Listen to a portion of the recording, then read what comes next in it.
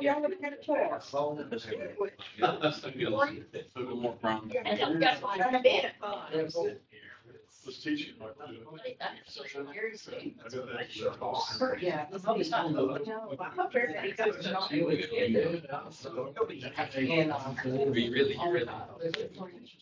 And he had a reaction.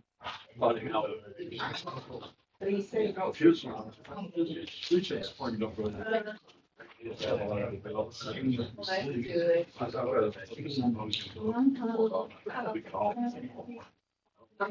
other side.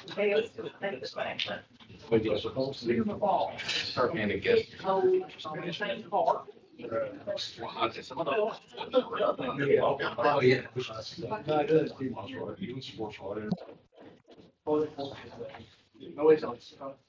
Good evening, everyone. Welcome to the City of Shelbyville's Mayor and City Council Study Session at 6 o'clock, October the 1st. And we would like to get our meeting started.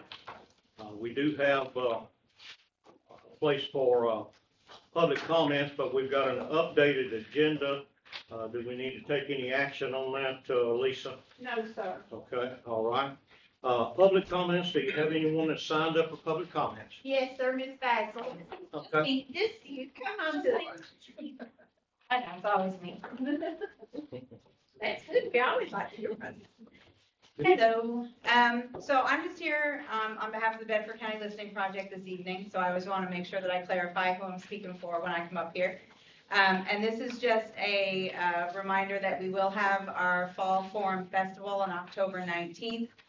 We have sent out invitations to all candidates that are currently running for city council. But of course, everybody, on city council, city attorney, city manager, city recorder, everybody's invited to come.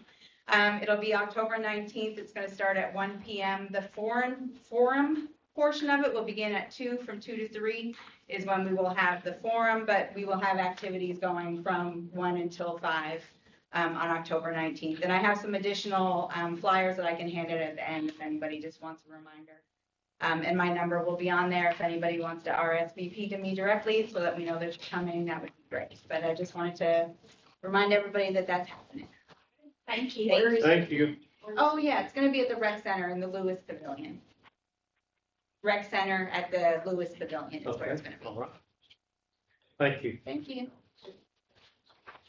All right.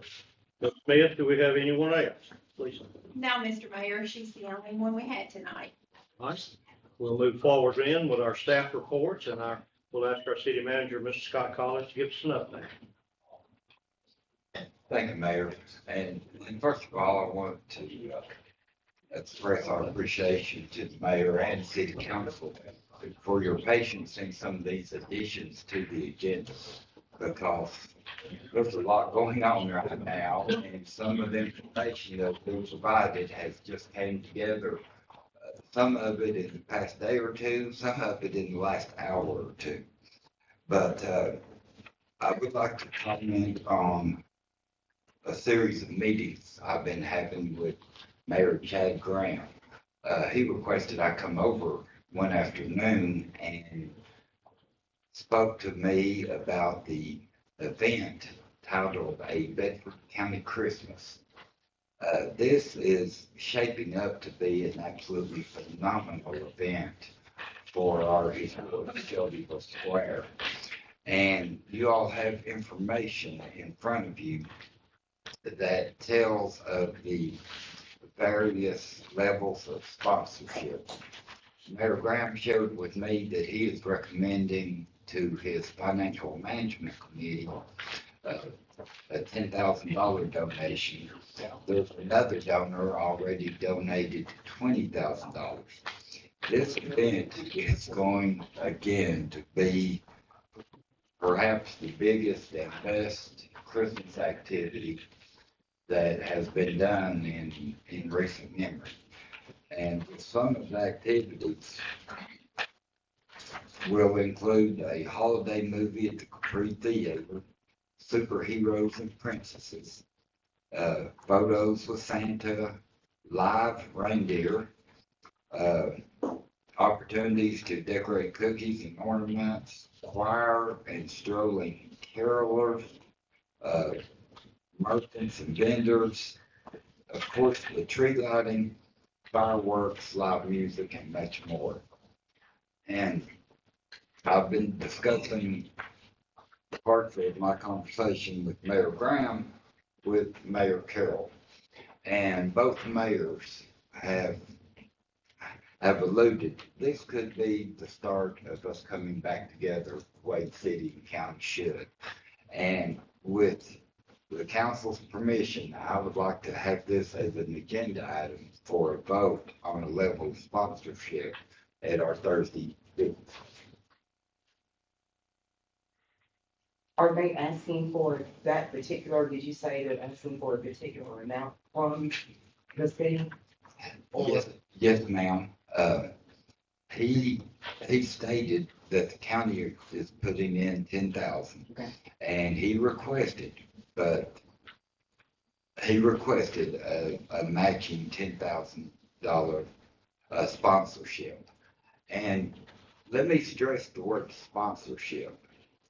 You can see on the sheet that the city will get a lot of bang out of their buck. Whatever level the council determines, the city will be recognized.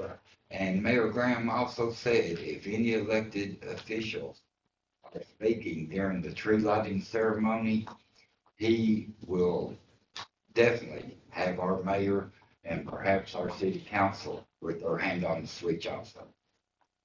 He really wants us to work together on this. Any further questions or comments on the best time of Christmas? And we've talked about the budget, you and I, Yes, funds are available, right? yes. The next item, We are okay with putting it on as a voting item? Yes. Yes. Okay, thank you. No, that's okay. and I will be providing you all information on the contract proposal for engineering consulting services. Several weeks ago, if not a few months ago, the RFQs were released for engineering services for the Dairy Street Sidewalk Project, which is being funded by CDBG. And the committee recommended Greg Maloney to oversee the project. And he has submitted a contract for council's consideration with the survey being $12,500, engineering design $75,000, construction inspection $30,000. This is all in accordance to the line item for engineering services in the grant. We spoke with South Central Tennessee Development District, Lori Fisher, and she said this contract is in compliance with the grant and she recommends it. And again, with council's permission, I would like to have this on the agenda for next Thursday's consideration. Yes. Agree? Yes. Thank you all so much. The last thing I'm going to touch on is somewhat personal, somewhat in accordance to my position as a Shelbyville Power Water and Sewer Board member. I don't know if many of y'all know, but I have a son and two grandchildren, and of course, a daughter-in-law still living in Cott County, about 20 miles outside of Newport. And my son had stayed in a motel. He couldn't get home to his family Friday night due to the horrific flooding in Cott County, Newport area, Western Carolina. And then Saturday, he called us and said he's going to try to make it home. We did not hear another peep out of him until late Sunday afternoon. But today he calls. He went back to work and he calls and he says, Dad, I just want you to know, I just saw a Shelbyville power truck out here helping us get electricity. And that, as a father, that means a lot. As a board member, board member with the vice mayor, that means a lot. And then it just shows the volunteer spirit of the state of Tennessee. And I just want to share that with you all because we do have a lot of special people and they are helping others outside of our service area.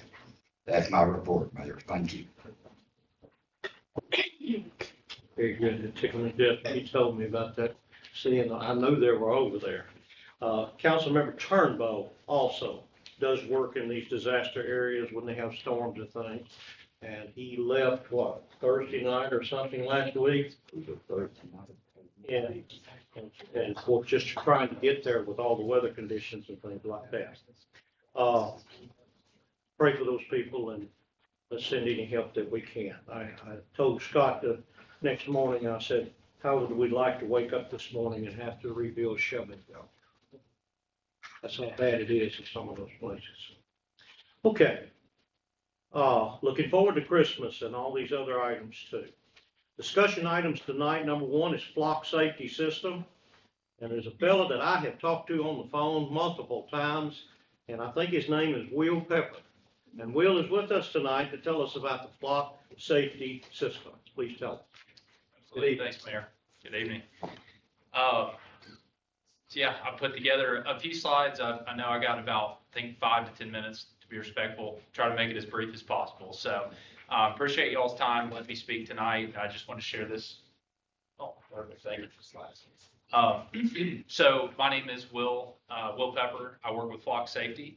And I'm just going to kind of show what flock safety is, the game plan also that I've gotten the privilege to work with Chief and Deputy Chief on to help improve the safety of your city.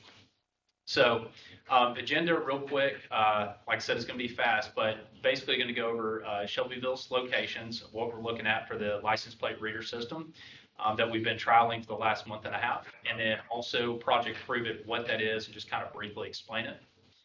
So first of all, our mission at Flock is very simple. We want to eliminate crime and shape a safer future together. That's the whole point.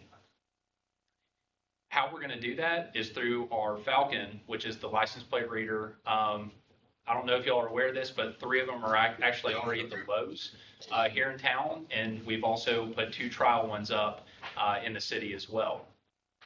So what you would be joining with Flock Safety is the nation's largest network. We have over 10+ billion plate reads per month with the network of cameras that's across the United States.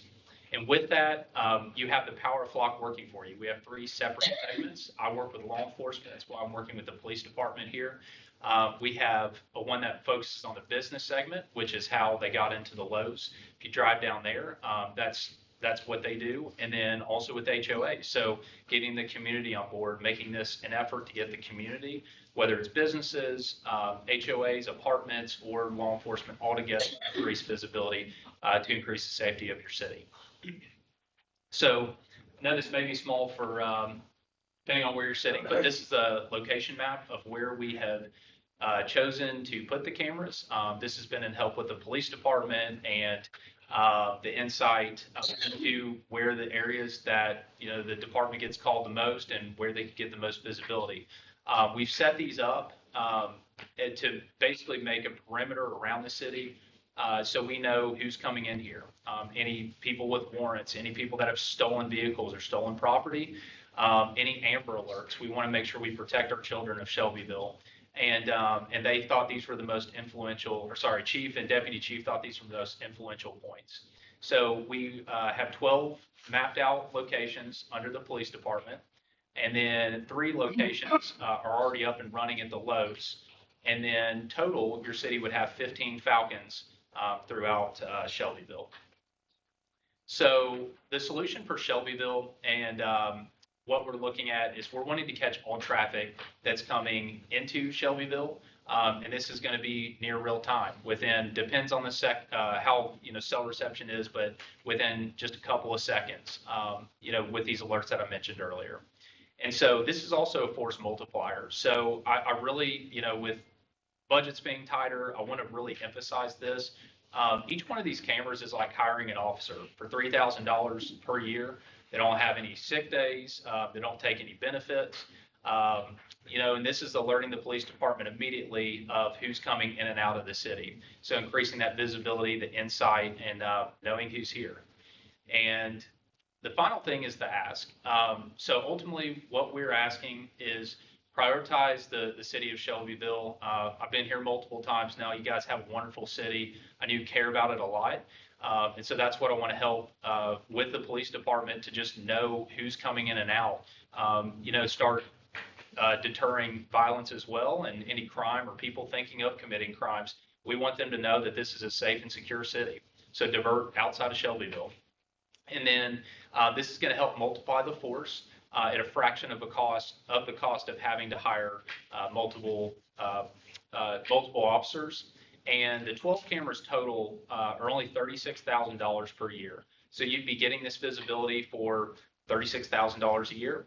And then the final thing is the Project Prove It. So I actually have the contract with me here, which I'll hand over so you all can take a look at it and bring this up in your business meeting on Thursday. But what this is our actual contract at Flock. What it offers is a 60-day completely risk-free opt-out. So what I have in parentheses is what's actually on this contract here. But you'll have a 60-day opt-out period after implementation of the first Flock camera that is installed. There is no, or this is without penalty or fees. So now once it does pass that, it does lock into the contract, but we have a very high success rate where everybody moves forward, with our cameras, but it offers that 60-day period out. So this is my proposition. This is the ask, and this is what I wanted to bring to your attention. So everybody was aware, and you could vote on it for your following meeting. And Mayor, should I hand you this contract so your board can review it? I can send it out to everybody. Okay. Yeah. And then you go to everybody, yeah. All right. I'll make sure Thank you. everybody gets a copy of it. Absolutely. Thank you. Appreciate your time. Appreciate you coming, Will. Any questions or anything? How long is the contract? 1 year? Yeah, it's 1 year. You will see in there, it has a renewal period on there. However, if you read in the wording, as long as you let us know within 30 days before the end of the contract, you can let us know you don't want to renew it. We can do that, or we could take that language out of it altogether. So it is just for a 12-month period, though. Okay. Sorry, I should have asked if there were any questions on it. Anyone have any questions? Cities around us have it. Murfreesboro, is that correct? Murfreesboro, I've got 50. Okay. And does county have? County does not have any. Manchester's got 6. Okay. I contacted the deputy chief over there. I know him real well. He said, I wish we had 20. He said they love them. All up in East Tennessee is covered. Blunt County, Sevier County, Gatlinburg, all up in that area up in there, Cookville, all that area has block cameras. And we have access to all of those too. So the homicide that we had out here back about 3 months ago in front of Gateway Church, that individual that committed that murder was captured in Andalusia, Alabama by a flock camera. We were able to get it on the flock camera. So those types of things is what we're getting hits every day for certain things. We've done 2 stolen vehicles, I believe, just on the ones for the demos. So we try to cover the main thoroughfares coming into Shelbyville, and we come up with that. And then at the parks, we put one at 2 at the park complex at Everest. Sex offenders going to the park, but if it comes back and get a hit on that, then we can check that out too. So it's not supposed to be there. So we consider that also. So we didn't have it in our budget this year, and I told Mr. Pepper we didn't have it in our budget, that we just had to bring it before the council and see what they help us out with. Questions, thoughts on it? I happened to go to the presentation they did 6 weeks ago. I think everybody got invited, but I went to the police department when they did a presentation on how it works. And a lot of these they call them like LPRs, I think was the term, license plate readers. But they go well beyond the license plate reader. It's almost like fingerprinting each car, I think was what they termed it. It's That's amazing exactly right. that what you could search through the database, much more than just the license plate reader. And it is like having another police officer standing at each one of these locations, watching each and every vehicle going by. Yeah. How does that, what do you mean by it reads the car? Yeah, so, oh, I didn't want to give No, away you- any secrets, so I was. no, you described it very well. So what it does is it just captures an image of the vehicle passing by. So in the case of the stabbing that happened a few months ago, if somebody doesn't get a license plate, but they say, hey, it was a white Toyota sedan. Okay, great. What now the police department has is they can go through, they can search the date, the time, what white Toyota sedans pass through the area and whittle it down, then find that license plate. Now they have access to, it's right at almost 80,000, 79,000 something cameras across the whole country. And anywhere that vehicle passes by one of those cameras, they'll get alerted. And so will the local jurisdiction. So this is really helping protect your city. Crime still always happens, but we've seen incredible numbers. And that's what we want to help your department with. So people know, hey, Shelbyville has SWAT cameras. Don't go there anymore if you're thinking about doing anything. But that's what we mean by capturing the full image. It's not just reading a plate. So, people steal a plate or have a fake plate, which are easy to print temp tags. It doesn't matter. And that's the depth that separates us from any plate readers out there. We capture the full image. And so we can help in aiding in investigations that may otherwise completely go unsolved. What impressed me, and tell me if I don't want to give away your technology secrets, Yeah. but they showed some examples of like a car that had two different types of mag wheels on it. But you looking at them going down the road, you thought, well, they're the same. They were slightly different. They would pick up on that. And you could use that in the database to search for a car that had slightly different wheels on it and that kind of thing. Red cars, or if it has a certain dent in the bumper or the side door or something, lights out, all those kind of things, well beyond the license plate readers. Yeah, and that was a powerful story. And the reason why that matters is that actually helped find a child who was stolen from his mother's hands, ripped out of his mother's hands by two individuals. And within 5 hours after that happening, that small detail that you mentioned, the two differentiating rims, helped police find and locate that vehicle and then where those suspects lived. And Mateo was that child's name, but they returned that child to its mother within 5 hours of that incident happening. So little details like that, you don't know who could help in your neighborhood or, a family member. When somebody calls in, like dial 911 and say, I saw a white blah, blah, blah car, they might not have gotten the license plate number, but they could see some distinctive mark on that car or something was so peculiar about it, and they can relay that. And our guys can go back through the cameras and say, roll it back 30 minutes or an hour and look for that and find it and then get the license plate and bang, bang, bang. Yeah. That's why they used it to get the child that was Yeah. kidnapped. And that actually led to apprehending a suspect who stole a vehicle out of Coffee County and came into Shelbyville. So with the two test cameras. And so he tried to be slick and, park real quick and get out. But they found, correct me if I'm wrong on this, worked with Detective Everhart on it, but cocaine, marijuana, suspended driver's license, and a stolen truck. So that's what comes through here that otherwise may never be noticed, but gives your police department the insight that they need to protect you all and their citizens. So that's an example that happened here. Yep. How long is the data stored? 30 days and then it's completely washed. And you guys own your data as well. And I want to get out in front of it. If you go to our website, none of it is ever sold to third parties. You own your data. It's not, basically it's not sold to third parties. It's not used to market against you, or, so-and-so goes to Walmart this often. It's owned by you, you're the only people that have it, and it gets watched after that 30-day period. Okay. And I'm sure you have firewalls and all kinds of safety, keep somebody from hacking into it and put, That's correct. It's government level AWS through the cloud. good. Any other questions? So this wasn't budgeted, this $36,000, if the council chooses, where does this come from? Pot.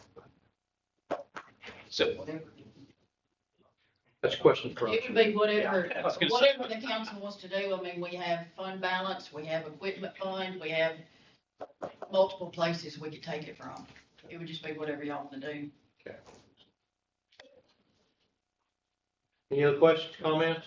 All right, thank you, Will. Appreciate you being here. thank you all. Okay, the next item is the camera system for the council chambers. And I don't have a name, but I guess Scott or Cade, one of you need to tell us about that. Well, I think most of us remember that presentation. Yes, sir. We discussed it somewhat at the last month, but due to some absences, council determined not to take any action. And we have done a little more work, and we have a representative here that can actually give us a demonstration. Good evening. Hey, so I'm Joe with Redwire. Cade contacted me and I came down, met with him and some of the staff here. You guys have our proposal. It's up on the screens and I think you guys may have copies with you guys.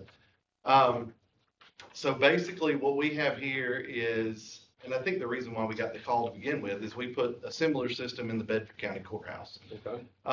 And our system that we've got proposed for you guys today is, it's not just cameras, it's a full system for your whole city council area here.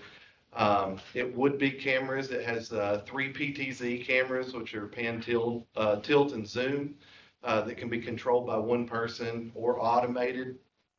So the system is a QSYS system that handles the video and audio. And it goes on the network. So it's on your computer network here in this building, or if the city's all on one network, it can share that network. Anywhere you have these devices on the network, not just in this building, if you had it up at City Hall or in another room, you can pop that audio and video to that place. So essentially any room could be a meeting room, any room could be an overflow room. You can also, a lot of cities we have that use this system, they use it for press conferences or staff meetings, staff updates. It's kind of limitless. With the QSYS system, it's pretty much capable of doing whatever you'd like it to do. It's just how you program it. So it's capable of handling, it would also replace all the microphones on the tables here. With voting features, if you wanted that feature at your station, you could vote. We have some cities that use it kind of as a raise hand button or a next to speak button. Like I said, you can kind of tailor it to anything you want it to do in the system. We also have some video monitors for each location in here. I think there's 6 that we have on here right now. That way you could have this information or any other documents that you guys have on a screen in front of you. You could also send messages if that's a feature you guys would like. You could send messages from whoever's controlling the meeting, or if there's an announcement that needs to be made, that could be sent to you guys on the council and administration. There's a tabletop touch screen controller that a lot of the times the clerk or the recorder would have in front of them. And also at your home base back here, it could be controlled from the computer. So you'd have that option as well. Also in this proposal, there's a rack system that would probably live back here with Cade, I'm assuming, or it could be in a closet somewhere that would house a majority of the equipment for the microphones, the audio, and the video. That system would be able to be put on these TVs, so you could reutilize some of the stuff you guys have in the room already. We also have a wireless microphone that could be used as a roamer if you have people need to speak, or if you have a larger meeting. or somebody that's unable to come to the podium. I'm just kind of going through the quote, so if you guys have it in front of you, you kind of see I'm working through it. On the QSC cameras, like I said, those could be controlled by automation if you want it to be voice recognition. So if one of the council members speaks, it would directly go to that person. There's also an override on there. So if it happens to pick somebody up, you can press a number or a position on the camera controller itself, and it would go back to the original speaker, as well as this podium. And we also have speakers at the bottom of this quote. Those would be recessed into the ceiling, and it would replace these speakers out here. And we've got 6 in here. We could split those up. We could do all 6 in here, or we could do 4 in here and 4 in the foyer, or 2 in the foyer if need be. And all this has headroom. So with the QSC system, once you put it in, it's kind of like the courthouse. Once they put it in, if they wanted to add on to it, and they have, it only takes a few more pieces of equipment to add a room or to add a station, or to add an output area. So if you guys had another area you wanted speakers or video in, it would take a couple extenders and a box and a cable run. Or if there's already network cable in that area, we would just pull from there. Like I said, as long as it's on the network, you'll have access to this system. So there's plenty of headroom for growth, or different items and areas that you guys might want to utilize in the future. So like I said, I just kind of wanted to come in and clarify, kind of go over the summary of our quote and what it entails. It is a bit more than just cameras, a little bit more than just audio. And like I said, we can tailor it in the programming to fit pretty much whatever you guys need. And that's at that price. We can pretty much tailor the programming to however you guys want to utilize whatever extra features that you need, whatever you want the buttons to be programmed as at your station, at your specific location on the tables. And yeah, Bedford County, they've been super happy with the system so far. We also have a similar system like this at Collierville, Tennessee. There's one going in Rainbow City, Alabama soon. So we've got a lot of clients out there that are using this type of system for their meeting quarters. So if anybody's got any questions, I'd love to facilitate those or provide you more information that I can. I noticed the estimated cost is based over a 5-year period. That's what I have on my notes here. If you want to add service to this, it would be over a 5-year period. The initial installation would be, and I believe that's at the very bottom of you guys' paper and probably on this display, it would be an 80% deposit up front and 20% once we're done. Okay. And that's for the installation, programming, training, and we would send somebody up here included in that price for probably your first 2 meetings or so, and just make sure that everything runs smoothly, answer any questions that we can.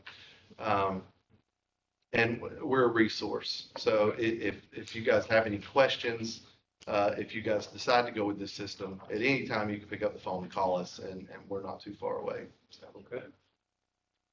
Comments or questions, council? All right, you have anything, sir? Thank you for all this information, sir. And I just want to follow up on the mayor's question.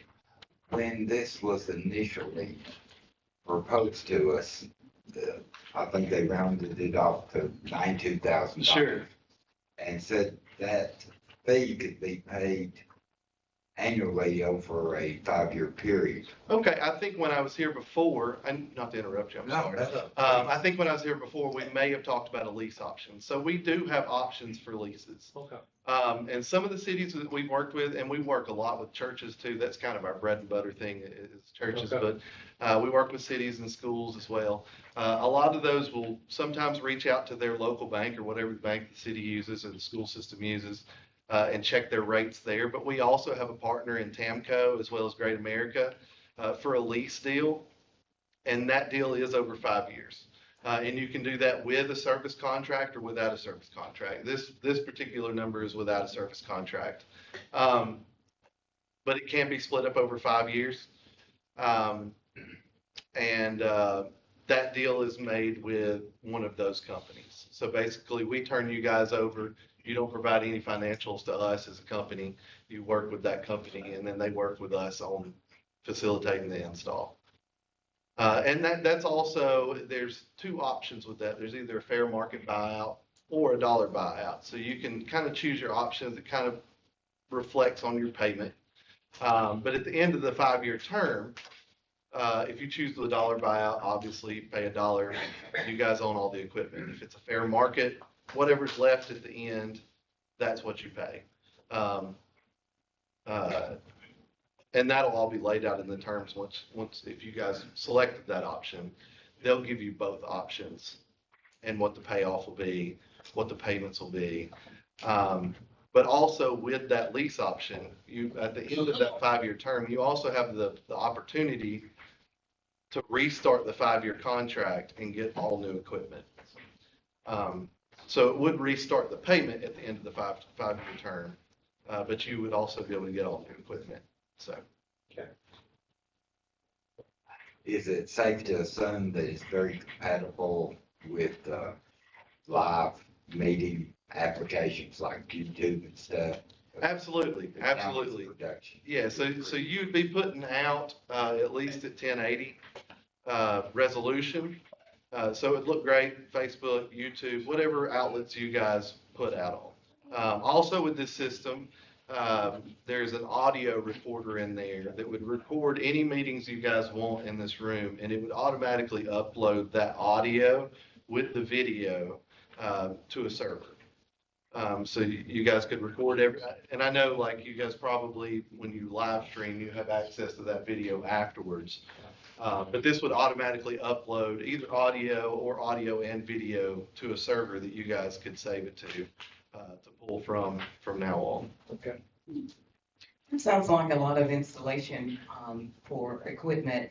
Shall we possibly move from this facility? Sure. Yeah, so I kind of wanted to throw that out. Yeah, so we looked at that when I was here before, and with the table set up, a lot of the cable runs that we'll do in this room will not be hard to undo. The most that would have to be really taken down would be the speaker installation, because those will be recessed into the ceiling tiles.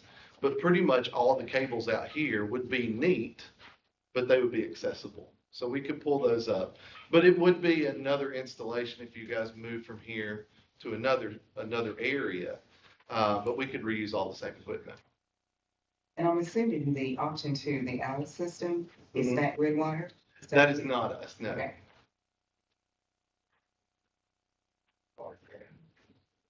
Well, sir, you spoke about having screens at the various stations. Absolutely. I mean, I'm sitting here straining to see what's up there. So would we be able to see what the public sees? Could we see it? Yes, you'd have a monitor on each desk. And that quote just includes 6 right now, It just includes 6 right now. so you'd have to add. But Scott, to clarify that, what are you seeing? Are we seeing the video watching us, or are we seeing what's up there? It's up there. You're seeing what's displayed on the TV screen. We'll be up here. It'll be on your monitors, yes. But that's the monitors, because you've got the treasurer, the recorder, and the mayor, and Yeah, we had to The have staff. monitors. If we need to add more, we can do that. so that. Or if you guys have monitors on hand, they could be plugged into the system as well.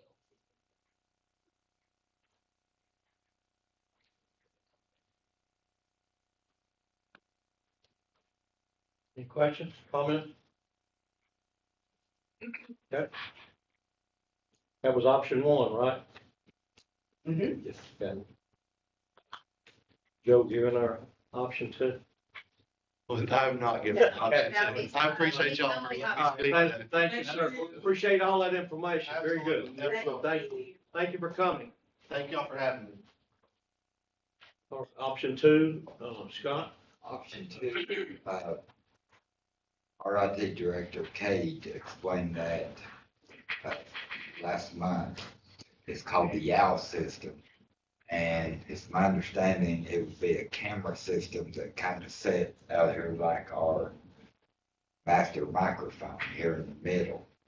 And just like an owl, like right now, it would probably be coming this way. But if there's a discussion out in the audience, it's my understanding it may flip to them or other stuff.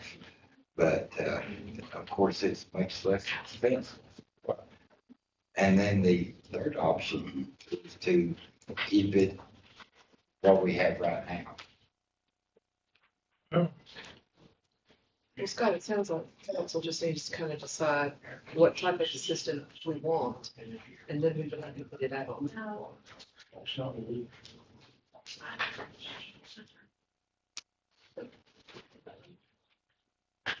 Sorry, we're checking on the air conditioning system to see what's not working and what is working. It's a little stuffy in here to me.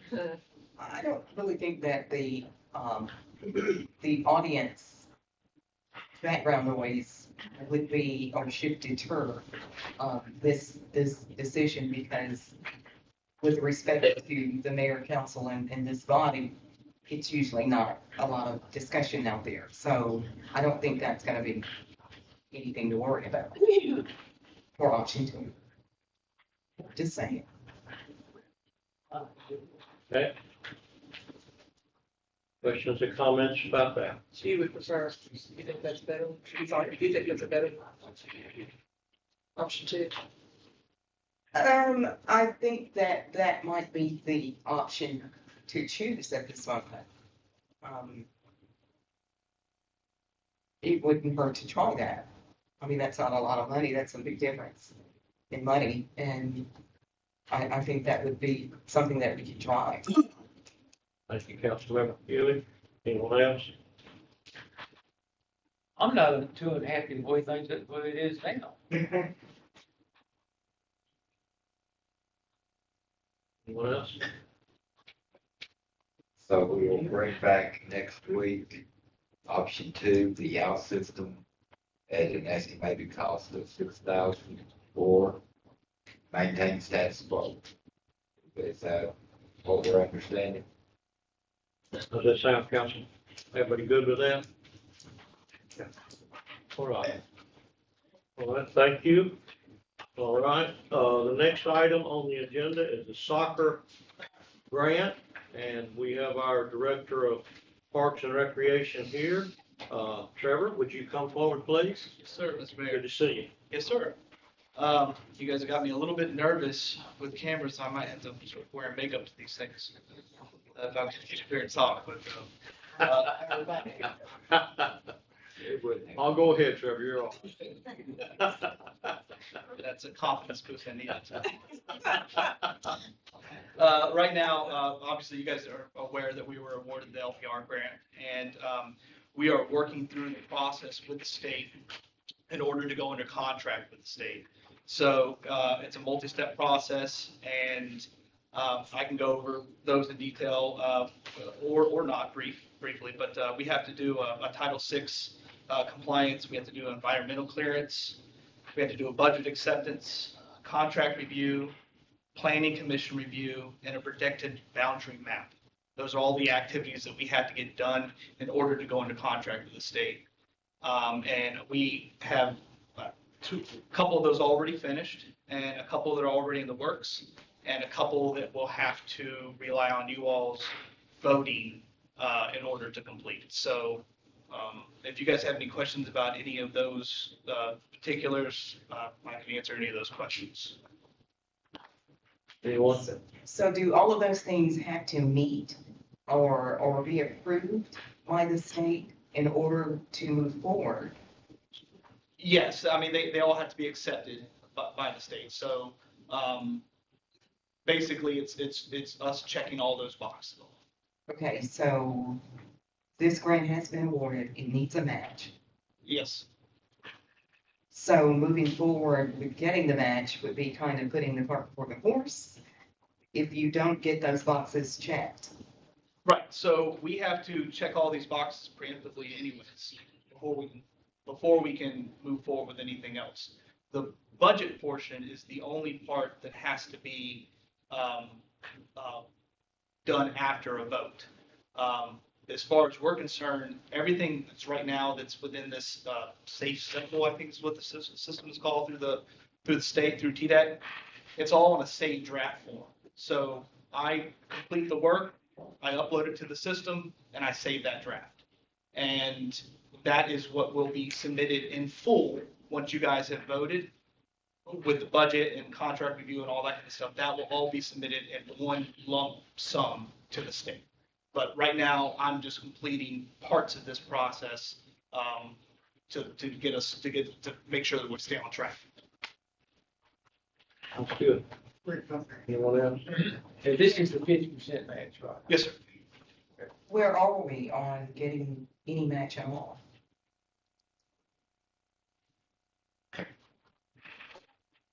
We have had the value of the land appraised, and that can be used if the council chooses as a portion of the match, 100%, because that particular property has never been used for recreational uses. What was the appraisal? 1.7. 1.73 million.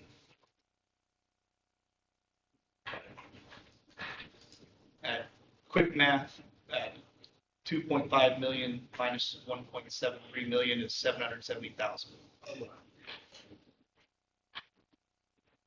Think the county will give us that? We're going to follow through to work together on this, and the director is a little premature to be talking about this before we bring the full final presentation. But our director has been approached and has approached some people that may be interested in helping to fund the local match.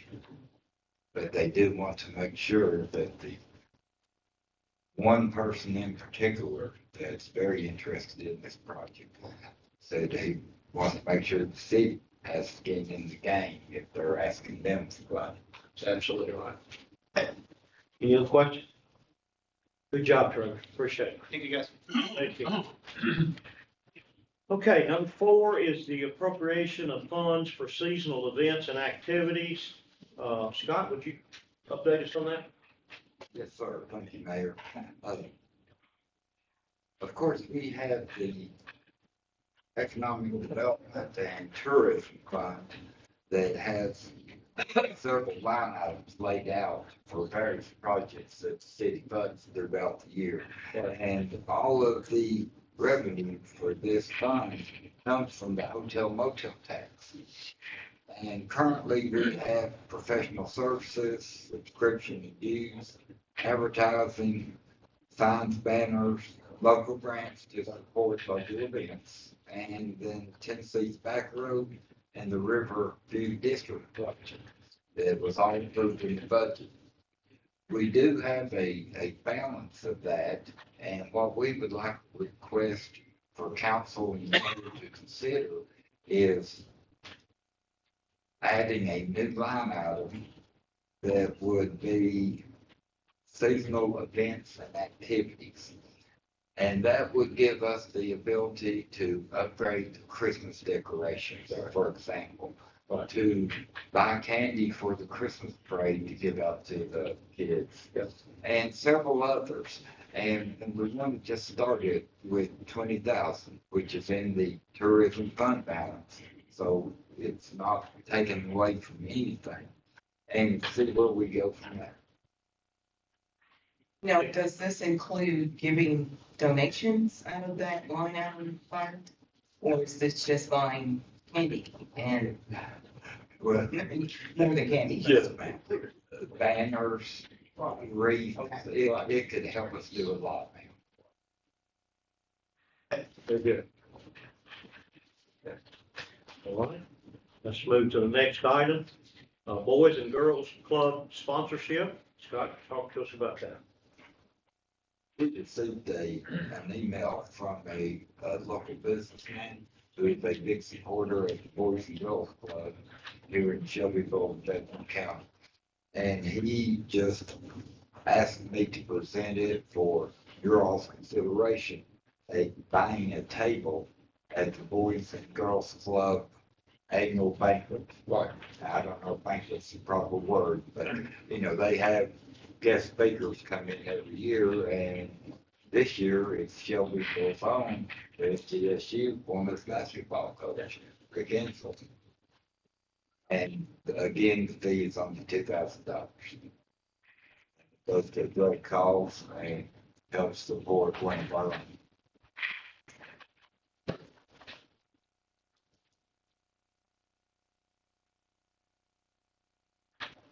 Comments or questions on that? I think the coach for the UT Vols basketball team, was that last year, year before last? And he took he took his money and gave it back to the Boys and Girls Club. Great organization. Doing good work here in Shelbyville. Okay, any more comments on that? If not, we'll move to the next one. And that is number 6 on your agenda, Bedford County Fair sponsorship. And Scott, if you want to take that, please, sir. This was another request, and it's also for $2,000. It was brought to our attention that we had this wonderful annual fair, and not only do they do the fair each and every year, but they have a lot of other activities going on year round. And the request was made, could we invest some of our tourism dollars to help support the Bedford County Fair?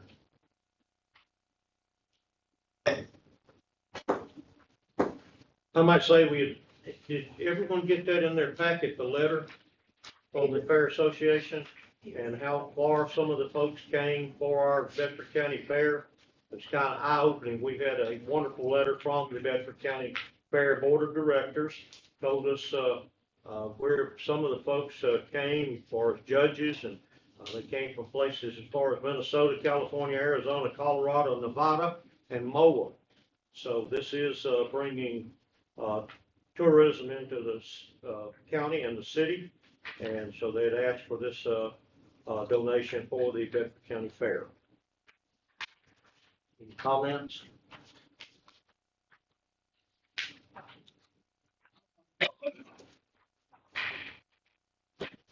Okay. Everybody kind of agreeable on moving that to the next level for a vote? Okay. Mayor, if I may, next week, if the council determines to support the Boys and Girls Club sponsorship, that would probably be paid out of other general government, because that's not per se tourism. What? However, the Bedford County Fair sponsorship, if the council decides to do that, we do have available funds in local grants to support events in the line item already.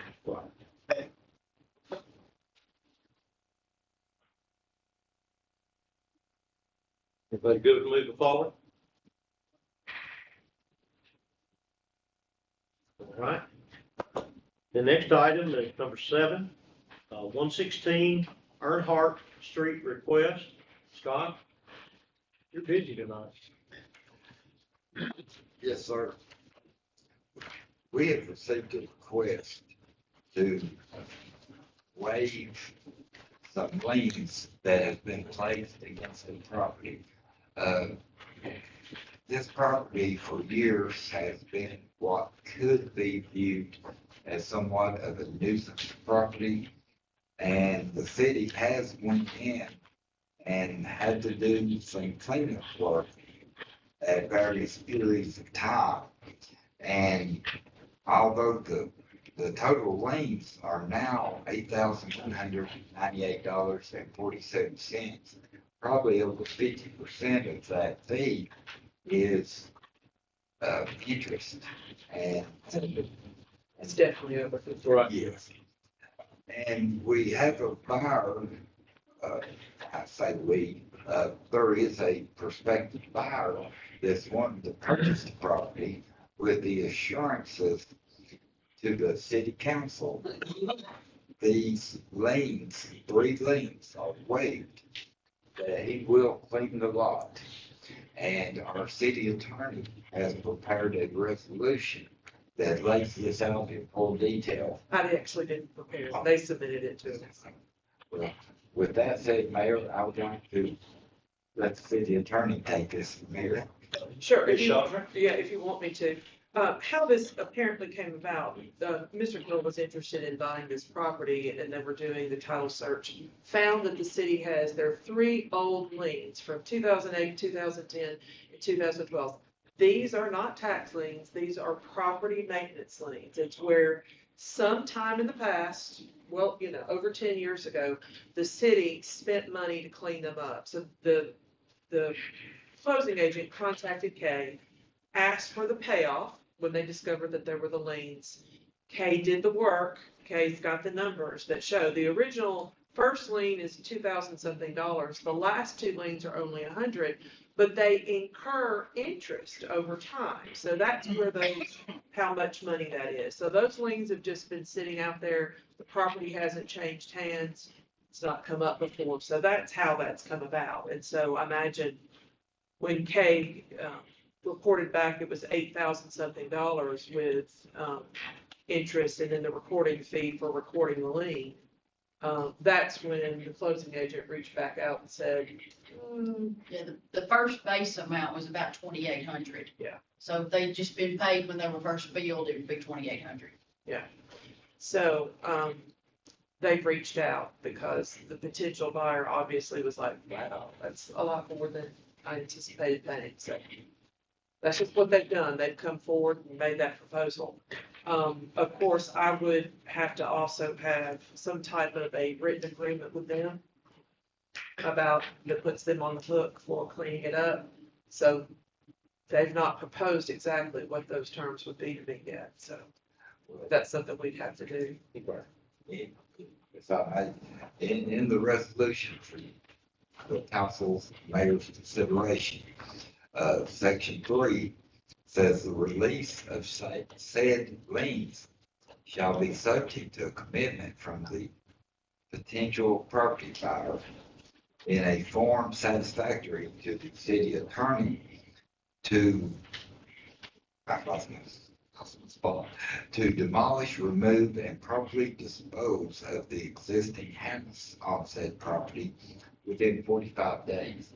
So with the emphasis that this mayor and city council has put on trying to get our community cleaned up, this appears to be something that our city attorney can work through an agreement that will give this council and mayor assurances that it will be cleaned up satisfactory to our codes. Questions? I assume the purpose is to actually construct a new house of some sort on this property that will wind up paying property taxes. I assume, I think that somewhere they said that, yes, they want to build I know it's a residential. kind of implied, when I read it, I didn't really see where it's written in there. I think it was in an Under the email. therefores anyway. I think this is an email. Yeah. That's the intention. Okay, good. Any other comments or questions? House with that vegetation growing up through it, the house is, vacated and all kinds of different things there. I don't know what all, problems they have, but it's an eyesore, I think, and probably a safety issue also with that house. Anyone? Okay. If anyone gets cold, Lisa, if we have to turn that thing off, it looks like some people are uncomfortable. We don't want you to be uncomfortable. Yeah. It's either on or off, it feels like. All right, but if you need it turned off, let Lisa know. All right, number 8 is runway, run-up, pad engineering work order. And that's Garver. And our director of the airport authority, Paul Perry, is with us. Paul, can you tell us about that, please, sir? All right. So you received, quick write-up.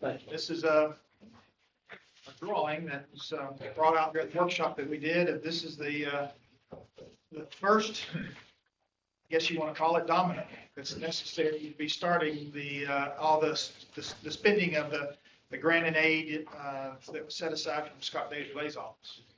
So what's required with this particular work order is the engineering to design and get this ready for bid. We have already, through other grants, done some design work for the other part of the asphalt that needs to be done for a taxiway. And the idea is to be able to put this design along with that together for one bid so that we can get better pricing. And so necessary, this is something that would be done with a work order. The city would cover the cost up front and then be reimbursed 90% once the grant has been issued. The state's granting through aeronautics, they are hoping they would like to do it in 2, maybe 3 grant split ups if they have to, one being the primary one, which would be asphalt, which is what this would be covered underneath. And once that's been issued, then the city can request that money. As a matter of fact, we did that today on another grant that was out there with aeronautics. So that's not uncommon to go back in time once a grant's been finally issued to recoup some cost from design that's necessary, because FAA wants bid numbers. They don't want design numbers. They don't want estimates. They want it literally after it's been on the street and everybody's approved it so that they know exactly what they're spending the money on. So that's what this work order does, and that's what we're requesting. And you can see that when it's all said and done, the local share would be $6,823. Questions or comments? Mr. Perry?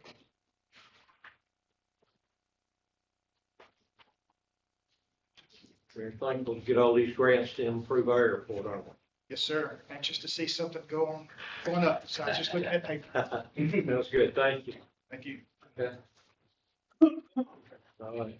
The next item, number 9 on your agenda, Neil Schaefer Amendment, River Overlook.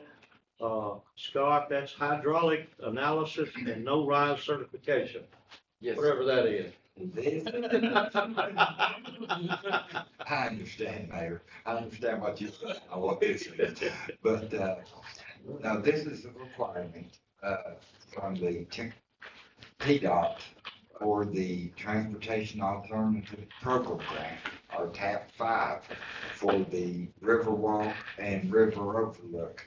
And because of its proximity to the river, the FEMA mandates that we provide a model and a no-rise analysis. Right. And the hope is that phase 1 will be able to address FEMA's concerns.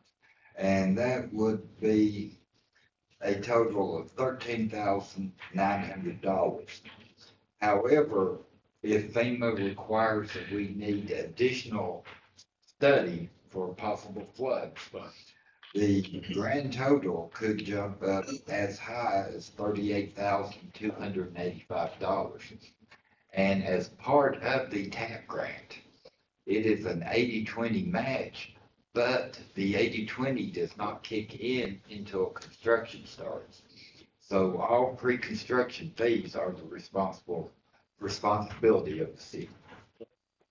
If I could, we did have a proposal from Neil Schaefer, but Kay and I talked to Whitney and we wanted it done different, like they just sent it like it was a whole separate contract, and we wanted it done as an amendment to the project. So she hasn't gotten me the new one. So that's how come you don't have anything in your packet about it. But as soon as I get it, I'll send it out to y'all. Looking forward to that project getting on. And speaking of flooding, with all the problems we have in East Tennessee and all that, our flood pumps have been ordered some time ago, and where are we looking on getting those replaced? As a matter of fact, we received an email late this afternoon about the engineering services, and sir, it came in so late that I have not had an opportunity to review it fully, but I will certainly be sharing that information with you. For anybody's information, we had asked to replace the I guess about December of 22, when some of us took office, we were looking at the flood pumps. Some of them were working at 40%, 50%, capacity, and they're 70 years old now, 65, 70 years old.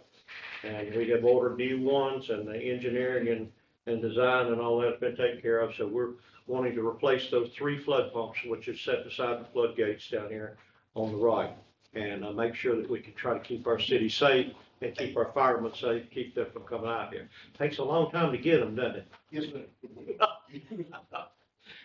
All right. We're looking for that, and the overlook, we're looking forward to doing that too. Okay, next item, if no one has a comment on that, number 10 is a de-annexation of Warner Bridge Road, and that's for Miss Tara Peak and her husband. Tom, will you let us know about that? Here. Okay. The number 10 and number 11 are related. They are properties right next to each other. The one highlighted in red is Tara Peak Webb's property. It has a single-family residence that's been there since the 50s. As you'll see in the next set of slides for Mr. Butler, 4.02 is vacant property. Microphone here. So the request, it initially came in a letter to the mayor. The petitioner, Ms. Webb, as well as Mr. Butler, they are requesting be de-annexed from the city, returned to the county agricultural one. They're also making a second request. Our fee waiver or our fees, de-annexation or actually an annexation, we have a $500 public notice and advertisement fee, and they are requesting a waiver of that fee. Okay, her name is not Tara Webb Peak. It's Tara Sorry, Webb. yes, Right. Tara Peak Webb. Okay. Sorry, I'll change that on the next set of slides. Her dad is who she received the property from, Mr. Peak, right? Yes, sir. So, as you can see in the, on the left-hand side is the current zoning map, which shows the two, her parcel is here, so Butler's parcel is here. There's a map error. This is actually not in the city. It's actually located in the county. The zoning is R1, which is the low-density residential zone. And during, I think Ms. Webb actually wanted to develop or connect to the sewer system. This is how this all came up. Right. According to Shelbyville Power, in order to connect to the sewer system for either one of them, there would need to be a pump station and a grinder pump, which are significant costs to the owners. And you'll see in the future land use map, this X designates it as undevelopable. I think it's we should probably change the term. Undevelopable typically means that there is either significant infrastructure or there's an environmental factor that makes it a challenge to develop. So the background, excuse me. Oops.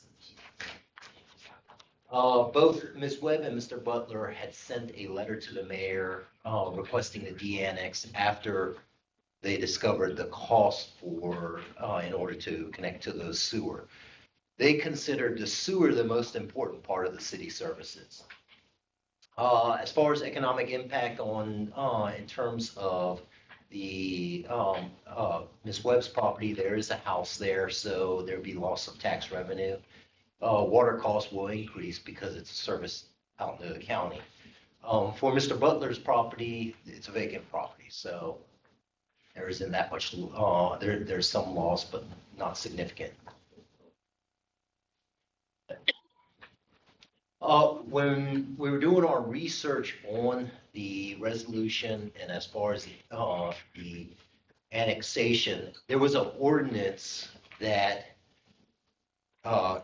annexed a number of properties. We weren't able to find the executed copy of the plan of services and the resolution, but it was in Planning Commission records from the time period of November 1997. And what you're seeing with the highlighted section is what the plan of services called for, which was that it would be provided at a time when the density and or type of development in the annexation area is such that to amortize the cost of the sewer rates or sewer installation without causing an increase.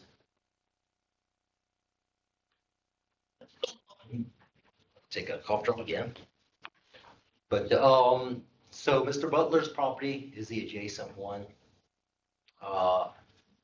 And similar situation, undevelopable. It was part of the same annexation. So everything is pretty much the same.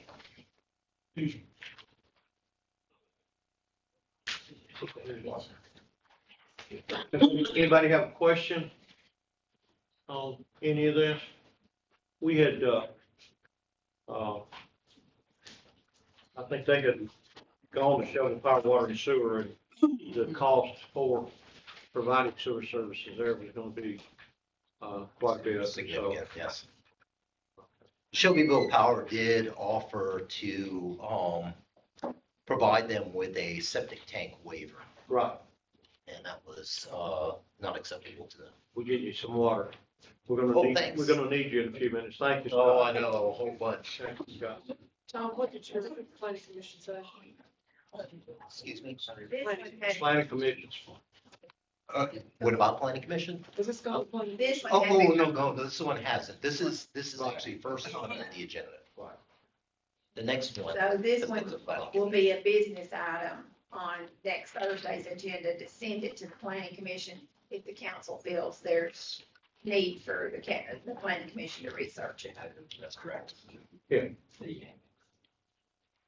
When I was reviewing the maps that came along with it, all the colors involved, I was worried that it was gonna leave a hole in the city limits, but you're saying it's actually already out at the edge of the city limits? And that was my concern too, is that this parcel here that's shown, if that was in the city, it would have created this tooth.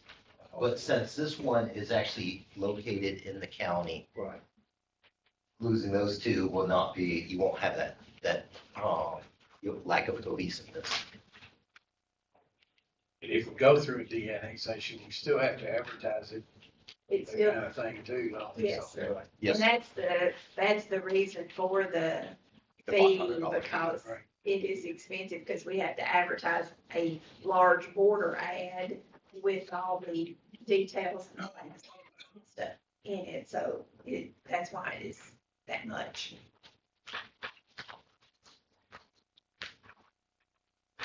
I saw Mr. Butler also asked for his property taxes back, but he didn't do that.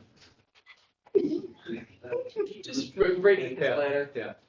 That he wanted to, asking for the waiver of the fee, he also asked for refund on his taxes, and of course. You're not allowed to do that. Do we have streetlights in front of that kind of thing that we're paying for? Right at the corner. Right at, I believe it's right at the corner of their property. Let's see, in the back. Okay. I believe it's right at the corner. I think that's what Jared Dickens had mentioned. It's at right at the corner of the property.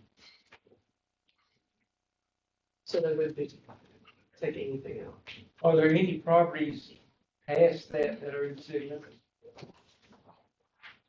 This is right at the edge of Mr. Butler's property is the city limits here. Okay.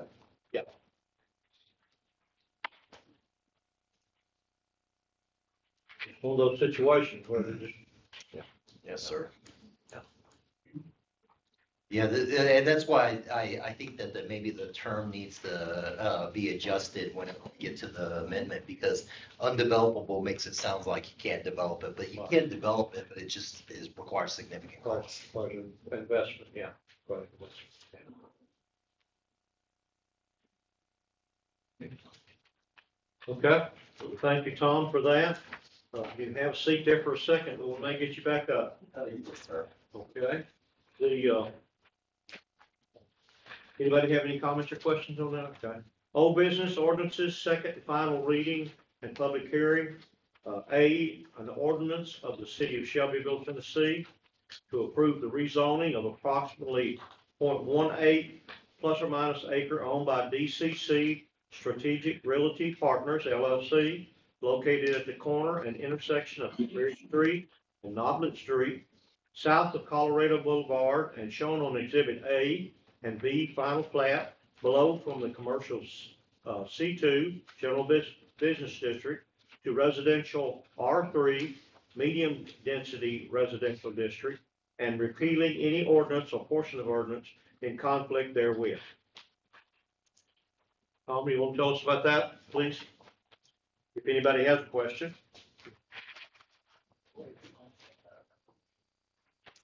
This received a favorable recommendation at the planning commission meeting. This area, which is number 12, the request is to rezone it to R3 and construct a single-family dwelling there.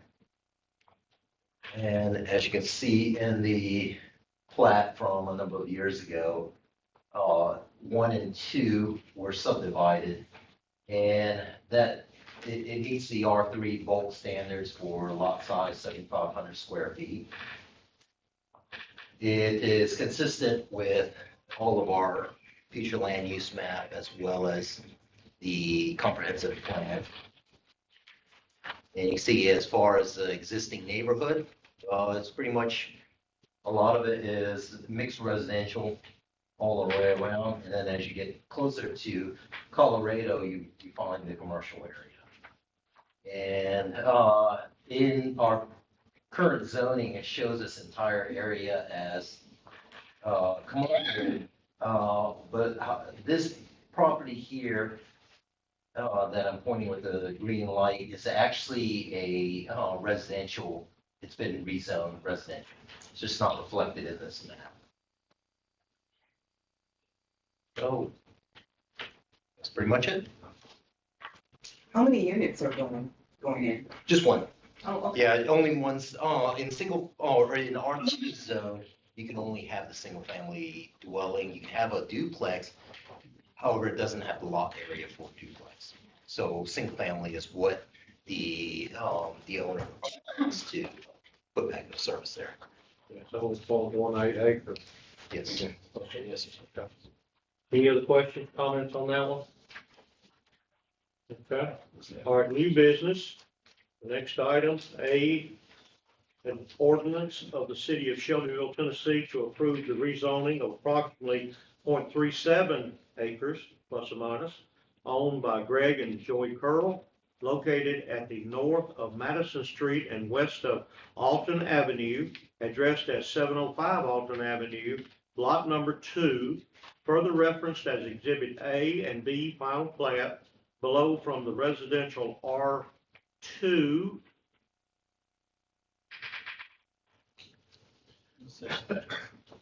See, make sure I'm not lost my place here.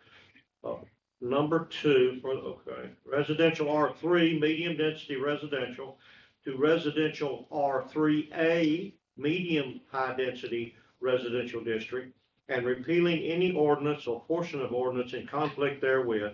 This item received a favorable recommendation from the planning commission. And we've talked about 3 and 3A before. If everybody might Yes, remember how that is. Go ahead. So this application received a favorable recommendation from Planning Commission at their September 26th meeting. It was recently subdivided and the plat properly recorded. Currently, there is to the north of it, what was subdivided out, you have a historic single-family residence there. There's also an accessory dwelling on there, making 2-family on that property. To the west of it, you'll see that there's an R4. There was a multifamily development here. This is the rezoning area to the east of it. All the way around R3, single-family dwelling. The R3A will allow multifamily dwelling, but because of the size of the lot, you're looking at maybe 3 units. So it's consistent with the neighborhood. R4, where you have the multifamily that's already been completed here. You have the 2 dwellings to the north. In this lot to the south, there's a duplex going, so there'll be 2 dwellings there. And then the 3, potentially 3 dwellings, there hasn't been any concept or any application for what's going into, if this rezoning request is approved. There hasn't been any discussion on what is actually going in there. But it actually fits within our city policies as far as, the density of the property. It meets all of our standards, and that's why Planning Commission recommended the rezoning without any type of controversy. Go back one where you were. Alton Avenue, I grew up on Alton Avenue. Yes, sir.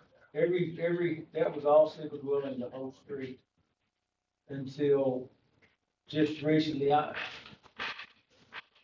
so now they're approving to put multi-dwellings on this street, even though it's been single. Only because I know that that's one they built that actually faces Deary Street. Entrance is Deary Street. Yes, sir. That's a backup to the, Right here. it just backs up to the, but if you go up Alton Avenue on both sides of the road, until, Yes, sir. that was all single dwelling. And Yes. King Street to the right of it also. Yes, you'll see. And Erie to the left was until they just built that. So they put this multi-family in this lot here. All the way around, on the east as well as the north are all single-family dwelling of R3 density. And then this property here is a duplex. You have commercial property here, all along here. And so Planning Commission felt like, because of the higher density here, the duplex here is, and because of this property here has the single-family dwelling as well as the accessory dwelling, making it 2 families, that 3-family in here is. Is the large 2-story Antebellum house still there? Yes, sir. That's the one that has, if I go back a couple of slides, that's this 2-story dwelling here, and then the accessory dwelling here. Slam on the table. Yes, sir.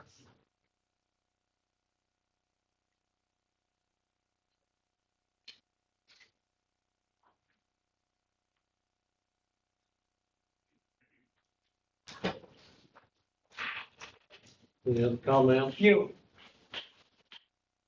I know they're smaller houses. And they're not really as expensive, but they're still single dwelling all down that street. Not sure. I hate that they're making it, those people that live there, some of them people have been there probably a long time. Yes, sir. I just hate to see it go multi-dwelling. At the most, because of the size of the lot, it's 3 dwelling units is what can be built there. Thank you. Have they talked to the neighbors about, There were letters that were sent out. I don't know if any responses were received from them. Okay. It's very important. Thank you, Councilmember Christie. Anyone else? Okay, let's move to B, which is the first reading on an ordinance of the city of Shelbyville, Tennessee to approve the rezoning of approximately 0.37 acres owned by DCC Strategic Realty Partners LLC located near the corner and intersection of Woodbury Street and Noblet Street south of Colorado Boulevard, addressed as 1004 Woodbury Street, further identified as tax map 0781, Group B, parcel 013, and shown as Exhibit A below, from commercial C2 General Business District to residential 3A medium high density residential district, and repealing any ordinance or portion of ordinance in conflict therewith. This received a favorable recommendation from the Planning Commission. Okay, so this is, if you recall in the old business item, that was the property that was being rezoned from C2 to R3 in order to put a single-family dwelling on there. There's currently a duplex on this property, and the applicant is requesting this property be rezoned from a C2 to an R3A. I'm sorry, I've got to change that because that is actually all C2 area. If you look on the current zoning, it is all C2 in that location. And then you have the R3 around there. And the applicant is looking to rezone that property to R3A to allow multifamily, or a potential of as much as a multifamily, which I think for that property, I want to say there's just one triplex can fit on that property. But this whole area is under our future land use map, is the core area which allows for mixed density and mixed types of uses from residential to commercial. As you get closer to Colorado, there's a limit. Obviously, we want residential in these areas, but as far as back area here, you'll see that there are all different types of residential area within that mix, and it meets our future land use map as well as our comprehensive plan. I think we discussed that in With the that, yes. planning commission about what was around there, and it was residential right in that area. But commercial, there's a commercial line on Colorado, that property, you can see Colorado circling around. You'll see Yeah, commercial right all there, around. right. Maybe really, it'd be So it nice. shows you about how far back it is. Comments or questions? I Everybody remember familiar? we talked about that piece on Colorado sometime, just across from Haynes Brothers, that piece of property there. And that was, I don't remember what the reasoning was, but I guess all that being zoned commercial, maybe? Yeah, the property we're talking about, if I remember correctly, Tom, you correct me, Councilmember Ewan, was, up where Colorado is, they were asking to put an apartment complex right on Colorado right there, which would have gone over to, I think it was this one over here, wasn't it? yeah, right in that property, right in next, and there was some discussion about keeping those properties commercial for future development of commercial development along Colorado there. Is that right? Yes, sir. I believe this is the parcel that was in discussion Yeah, where right there. the applicant had requested turning this into some types of high density residential. And then this parcel back here, high density residential.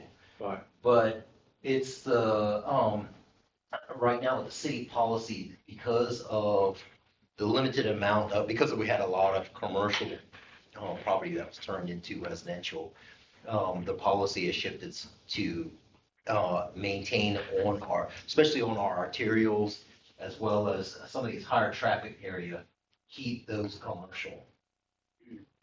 Out there.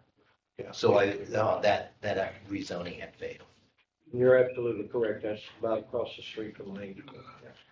And it was brought back up a couple months ago, just a question of whether or not it was possible.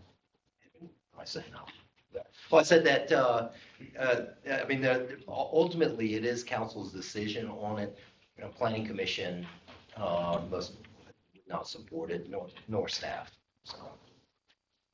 Good question. Anyone else? All right, thank you, Tom.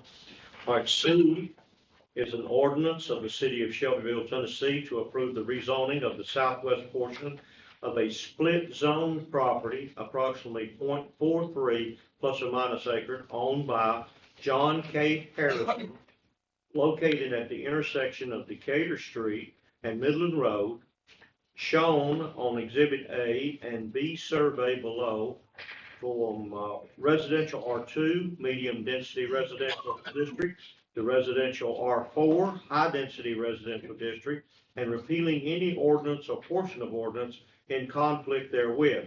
This item received an unfavorable recommendation from the Planning Commission.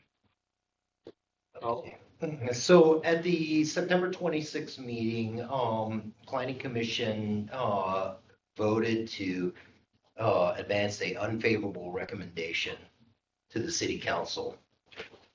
Split zoning just means that this entire parcel here that's owned by Mr. Anderson, there are multiple different types of zoning districts on there. This front section is commercial 2.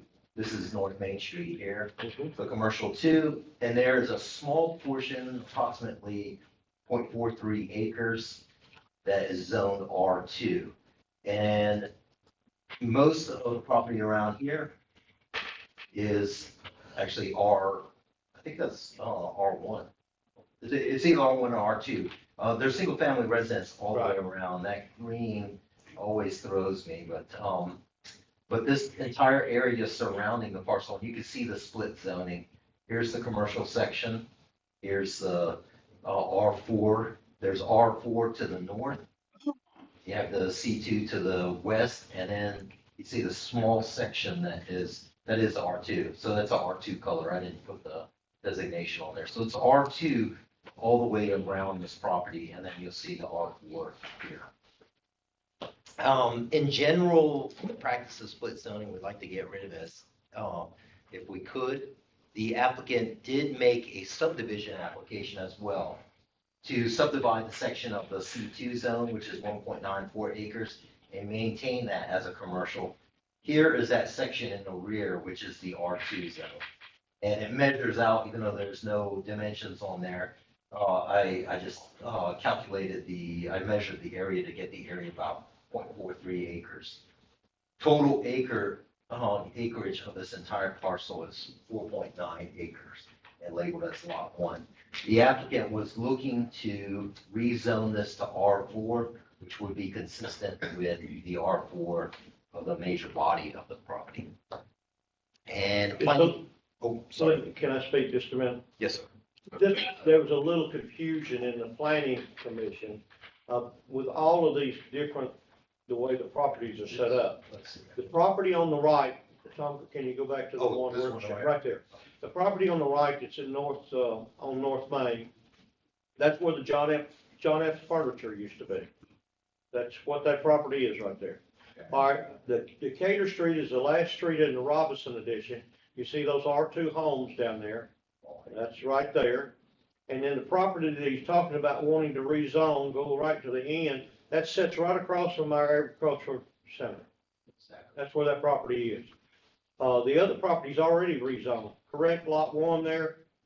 That's correct. And they're trying to get that corner right there, zoned for the same thing. Is that correct? That's correct. Okay. So there was a little confusion in the planning commission. There were 3 different pieces of property and how it was. Yeah. So I never heard the reason why they did the unfavorable recommendation. I can only interpret the reason. The difference is that this parcel here, just using for R4 with maximum density, you're looking at 71 dwelling units. Now, it's always going to be less because you have to factor in public right-of-ways, roads, things like that, green space. But as a planning, the difference is 71 dwelling units on Lot 1. If all of it was actually rezoned to R4, if the parcel, that small section, were to remain R2, then there would be a decrease of 10 dwelling units. There was discussion on traffic in that area. I think that was weighed heavy on the planning commission's minds about that. I mean, personally, you can see in my staff report, I actually recommended in favor of rezoning it in order to clean up the split zoning. But planning commission disagreed with me. Well, did they ask the developer for a street study? The traffic. The traffic study? At this stage, they wouldn't be required to have one. because there was no concept for it as well as no development plans for it. They don't own the property yet, and I'm sure that they'll want to purchase it if they, well, I'm sure they're gonna purchase it regardless, because it is already zoned R4, and it's already able to be developed as high-density residential. And the question he was talking about, the property right behind O'Reilly's on Peacock Lane, that's what borders this property, correct? And there's multifamily housing in there, apartment complex? There's an apartment complex up here. Right, right. And is that, do you know how many dwellings are there? Roughly? I don't know that, I don't know the question, Okay. or I don't know the answer to that Okay. question. I can find out. Everybody follow me, you got Yeah. Decatur Street, the last street into Robinson Addition, and then the next street over is Peacock. Yes, And up here. the question at Planning Commission was that four-way stop at There was Peacock, concern about that, yeah, yes. Midland is kind of an issue right there. But we're working on that maybe for the future, trying to develop and make that a little different. But right now, that was one of their concerns about how many, yeah. And again, the traffic study is not needed right now, just the rezoning is the question, is that correct? That's correct. So in rezoning applications, you're looking at, besides our adopted policies, you're looking at the conditions of the neighborhood right now. There's no requirement of the developer to do any type of improvements. And until the subdivision application comes in, that would be the time when the traffic study. We'll have a concept, actually, the concept would come in first on major subdivision, and that's when the traffic study would come in as well. So, Tom, this little square that's trying to be rezoned, this right here, why or how did the split zone come about? I don't know the history of how that came about. Seemed like when I was a little boy, there was a house there. It wouldn't surprise me because, I mean. We rode our bicycles down through there. I think there was a house there on that corner right there. And I think there was a house where you go into that subject parcel there. I think there was a house, I think there were houses all the way down through Decatur now. And you know, I actually have the plat for Robinson Addition, so I can put that as a slide in Yeah, there. I think that was completely, yeah. I'm just wondering if they bought, I mean, if it was already R4 and the lot was what R4 is, and then the owner went and bought another lot and then just went and combined it at the, Yeah, this looks like, assessor's office. That's how, I wonder how that happened. yeah, this almost looks like, well, I don't want to even guess because you don't need the same zoning to put a roadway in there. But, if this remains the size of that portion would only allow for 1.43 How big is it? acres. 0.43. Almost halfway. Yeah, so it's about 18,730.8 square feet. For R3, for that amount, you can only fit. Getting confused here. Sorry, R2, you can only fit one house on that property because you're looking at 10,000 square feet is the maximum size of the lot, and then that's also the family size is 10,000 square feet.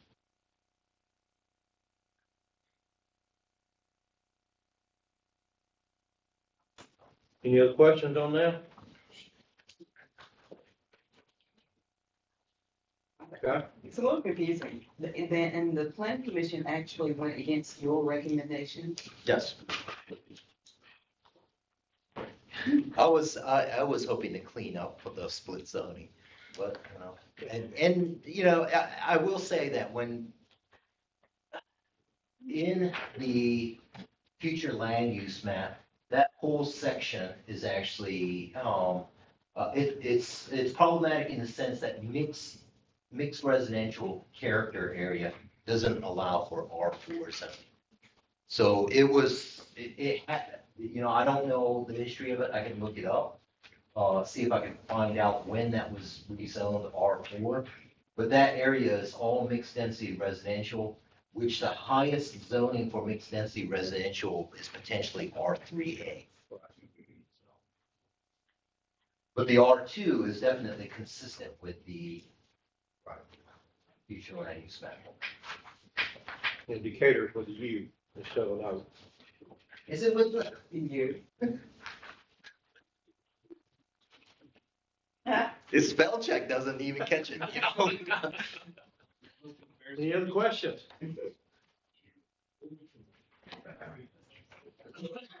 Okay, let's go to the next item, D. An ordinance, hang on just a minute, let me get on the air. An ordinance of the Shelbyville City Council to amend Article 2 definitions, Article 4 parking and access regulations, Article 6 supplementary regulations, exceptions and modifications, and Appendix 1 table of uses of the Shelbyville zoning ordinance by updating Section 2.2 definitions, Section 4.12 district-specific parking calculations, Section 6.4H supplementary regulations for upper story residential, and Appendix 1 of uses, and repeal of all previous ordinances and resolutions pertaining to Section 2.2 definitions, Section 4.12 district-specific parking calculations, Section 6.4 in parentheses H supplementary regulations for upper story residential, and Appendix 1 table of uses, and to repeal any ordinance or part of an ordinance in conflict herewith. A favorable recommendation from the planning commission. In layman's terms, we're talking about parking if you have a residence on one of the buildings on the square. That's correct. Is that correct? It was that's a mouthful. There's a lot in there. Yeah, you know, I did ask Kevin if he was thinking about, because Kevin wrote this because he at the time there's in the C1 zone, which is the general business or central or the core business area, which is the square area. The parking standards, actually a lot of sections in our code tends to generalize and and apply to every area. And typically in the historic area, it becomes problematic. So what you're seeing, this is our current table of uses. C1 zone, it allows for dwelling units in commercial buildings. And typically in, especially in historic area, dwellings on the first floor is maybe not the most desired because you want to leave that for the business uses.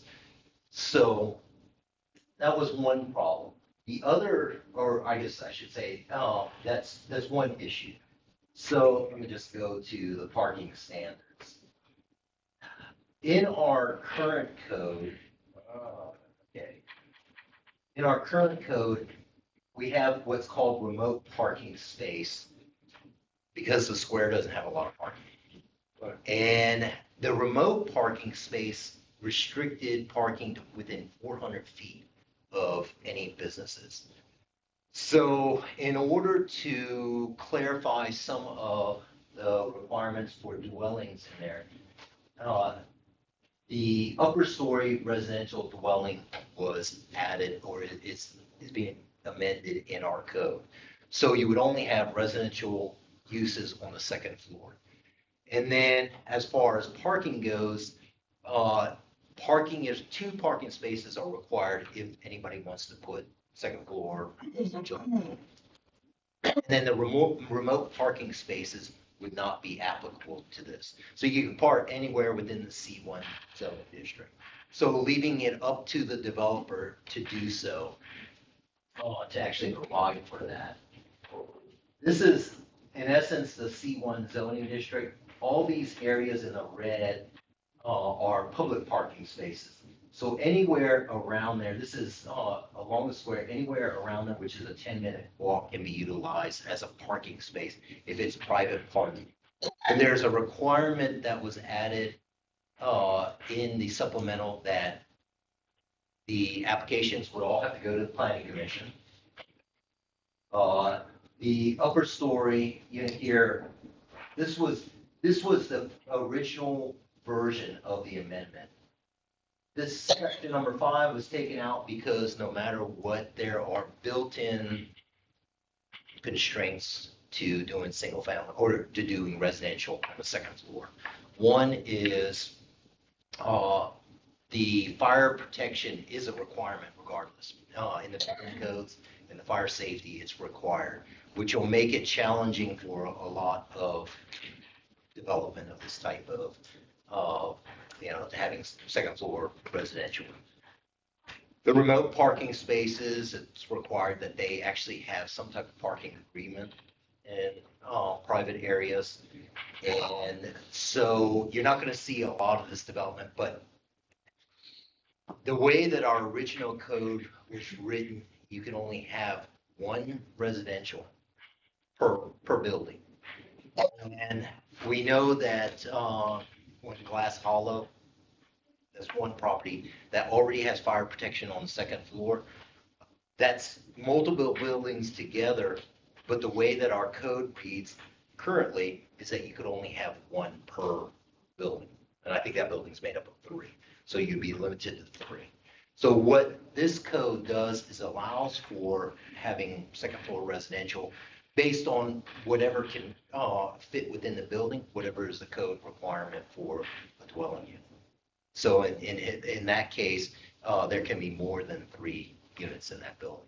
And then they would have to provide for the parking spaces, and they're not restricted to where that parking space is, except for that it has to be in the C1 zone.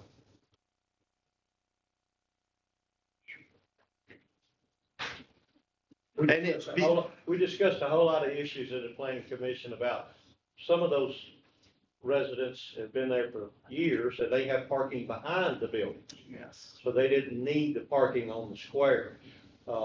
There's no ownership of the parking spaces on the square. They're all public. That's right. They're all public, correct? Yes. And what we're looking at is the development of Glass Hollow and There's no. Grindstone and all of those different things and where the parking's gonna be and. Yes, sir. Yeah, now the Gunner Building, that's apartments and the parking is behind, but some of those folks park in front too, don't they? Yeah. And we can't control it. And we talked about that. Yes, we discussed that at the planning commission. Yeah. We're just trying to look at what the future of the square as things develop. Yeah, and we're looking at adding more parking. Yes, sir. Back behind on the fly, things like that. But there's no parking behind Glass Hollow and those buildings up through there.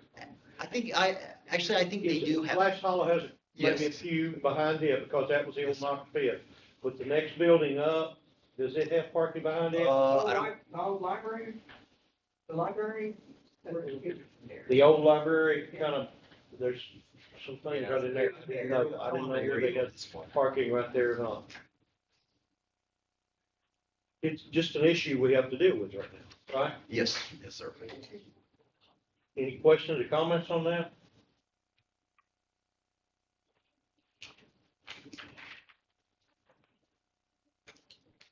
Okay.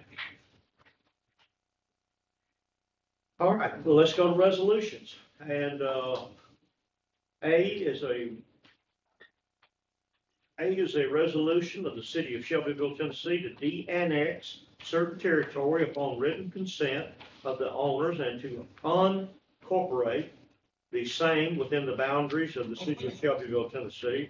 The property located on Jennings Lane, referenced on Bedford County Tax Map 068, parcel 0120.00, owned by Dr. James and Elizabeth Baum.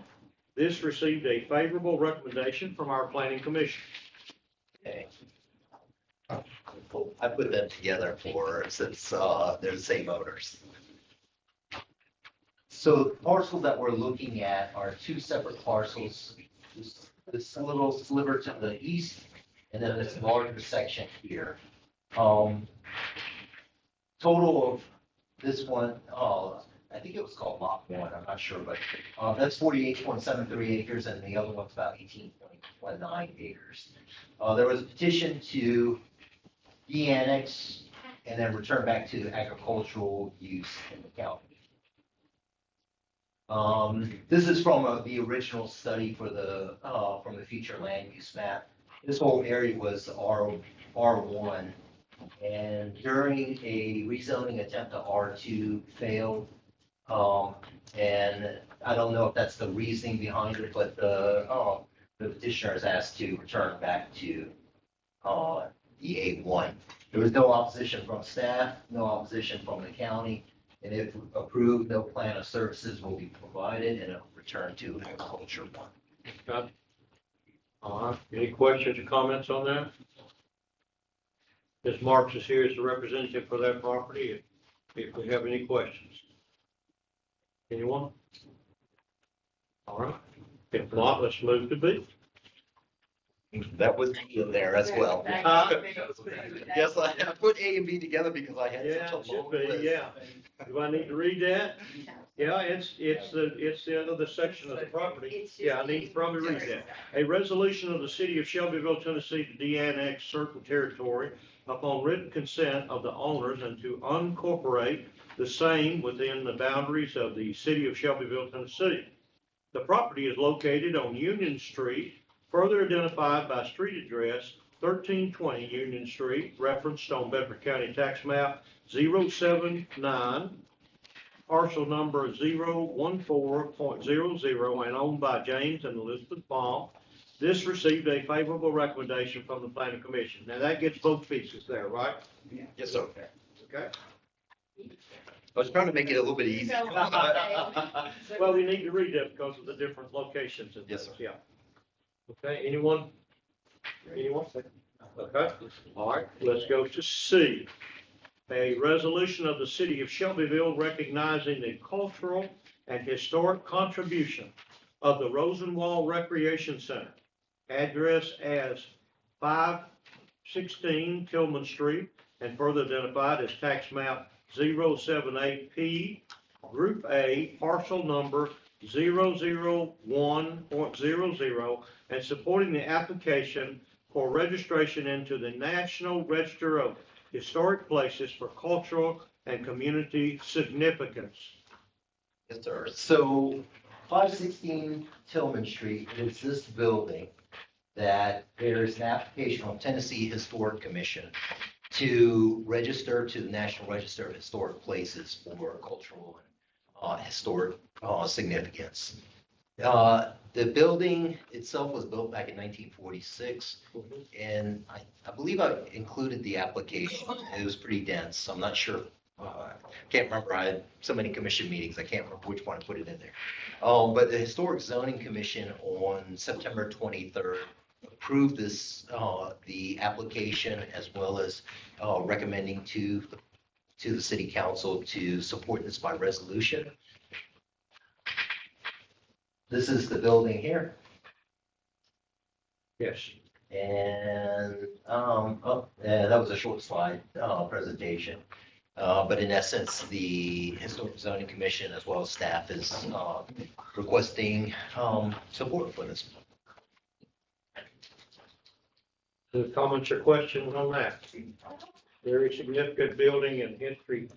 Anyone have anything to say? What is the biggest significance of this taking place, being placed on the national register like this? Is it does it make it easier for grants and funding? It does. It benefits to check those boxes that it's on the National Register. This property is not in the historic district, but any boxes you can check that are important to the city, the state, as well as the federal government, allows easier for grants to, because they rate it on I guess, a scale system. So, Any questions? Okay. Thank you. All right, Tom. Business items, we don't have any. Do we? Purchasing and bid items, we do have. National Cooperative Contract Purchase, basketball goal height adjusters at the Recreation Center. Do you want to take that one first and go from there, Miss Lori? Yes, sir. This is utilizing the TIPS National Cooperative, $34,734. Their budget was 40 in the capital fund, so it's well under budget. I will say, we did let bids for this a couple of months ago, without any coming in, and, Director Trevor located talked with the vendor that was a National Cooperative holder. Good. Here we are. Okay, all right. Any questions on that? All right, the next item is rocks for city projects. First of two options to renew. Yes. Now, how big are these rocks? Well, we have all sizes. I will read that entire list if you want to sit here about 20 minutes. They're all I'm just- This bid was awarded last September to Rogers Group. Part of that award was 2 annual options for renewal. They are offering to renew this year. September 15th, we're I got off schedule, but it would be through September 14th of next year without any prices or service changes. So they are renewing for exactly the same. All right, thank you. Need those items for the operation. Thank you, Ms. Lori, appreciate it. Lori Sadler, our Director of Purchasing. All right, appointments, we have none. Other business, we have none. Announcements, we have none. And so I will ask to adjourn.